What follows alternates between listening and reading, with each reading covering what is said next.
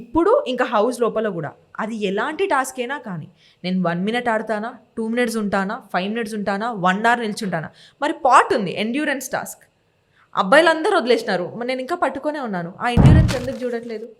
You get it. మీరు ఒక figure పెట్టేసుకున్నారు. కొంతమంది ఏమని పెట్టుకున్నారు, చూడడానికి బక్కగా ఉంది, ఫిజికల్లీ వీక్. మిగతా వాళ్ళు కొంతమంది బక్కగా ఉన్నారు, వాళ్ళు గేమ్స్ విన్ అయినారు, ఈమె ఎందుకు విన్ అవ్వలేదు అంటే అందరికీ డేస్ ఒక్కలానే నడవవు బ్రో.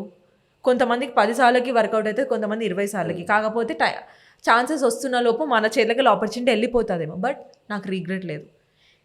ఫిజికల్ టాస్క్ వచ్చినా, ఓరల్లీ వచ్చినా, మెంటలీ వచ్చినా నేను ఆడి ఓడిపోతానేమో కానీ ఆడను అని చెప్పేప్పుడు మాత్రం బ్యాక్ అవ్వను.